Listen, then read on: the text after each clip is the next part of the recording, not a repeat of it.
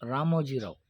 రామోజీరావు తీవ్ర అసంతృప్తితో ఉదయం మరణించడం జరిగింది. చాలా అంటే చాలా బాధాకరమైన విషయం. ఈనాడు పేపర్ అయితేమి, రామోజీ ఫిలిం సిటీ అయితేమి చాలా చాలా సంస్థలు ఇచ్చి చాలా సక్సెస్‌గా గతంలో రామోజీరావు గారంటే ఎన్టీఆర్‌కి ఒక వెన్నెముక లాంటిది. ప్రతి దానికి అండగా ఉంటారనే విధంగా ఉండేది. అసలు ఇంకోటి అసలు ఈనాడు పేపర్ అంటేనే టీడీపీ పార్టీది. టీడీపీ పార్టీకి సంబంధించిన పేపర్ అన్నంత ఒక ముద్ర అయితే పడిపోయింది.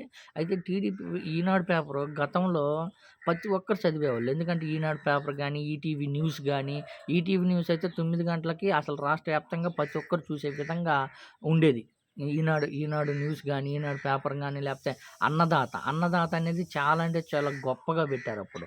అన్నదాత వల్ల చాలామంది అంటే చాలామంది బాగుపడ్డారు గానీ దానివల్ల. దాంట్లో ఉన్న ఉపయోగాల గురించి గానీ, పంటల గురించి గానీ, ప్రతి ఒక్కటి స్పష్టంగా చూపియడం గానీ, ఆఖరికి ఇప్పుడు గానీ ఈనాడు పేపర్ చదవాలంటే చాలామంది ఇష్టపడతారు.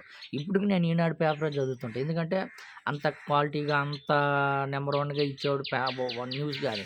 ఇప్పుడిప్పుడు గత కొంతకాలంగా ఈనాడు పేపరు మొత్తం దిగజారిపోయి ఒకే వ్యవస్థకు సంబంధించి ఒకే పార్టీకి కొమ్ము కాసి ఉండడం వల్ల ఉంది గానీ, గతంలో ఈనాడు పేపర్ అంటే ప్రతి ఒక్కరు చదివే విధంగా ఉండేది.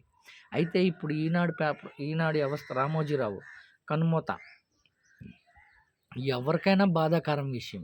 ఏ పార్టీ వల్లైనా. ఎందుకంటే బతికున్నప్పుడు ఎన్నో ఒడిదుడుకులు చూస్తుంటాము. ఒకరి మీద ఒకరు విమర్శించుకుంటారు. అన్నీ జరిగిపోయాయి. చచ్చిపోయిన తర్వాత ఆయన ఆత్మశాంతి చేకూర్చాలని ప్రతి ఒక్కరు అనుకోవాల. బతికున్నప్పుడు రాజకీయ పార్టీలుగా ఎన్నో విమర్శలు చేసుకుంటాం. ఎన్నో విద్వేషాలు చూపించుకుంటాం. కానీ చనిపోయిన తర్వాత ఆయన ఆత్మకి చేకూర్చాలా, ఆత్మ ప్రశాంతంగా ఉండాలా, మనస్ఫూర్తిగా కోరుకోవాలి. మన ఆత్మ చేకూర్చాలని ప్రతి ఒక్కరం అనుకోవాలి. ఎందుకంటే చనిపోయిన వ్యక్తి, అతని మీద మనం ఏదంటే వ్యతిరేకమైన మాటలు అలాంటి మాట్లాడకూడదు.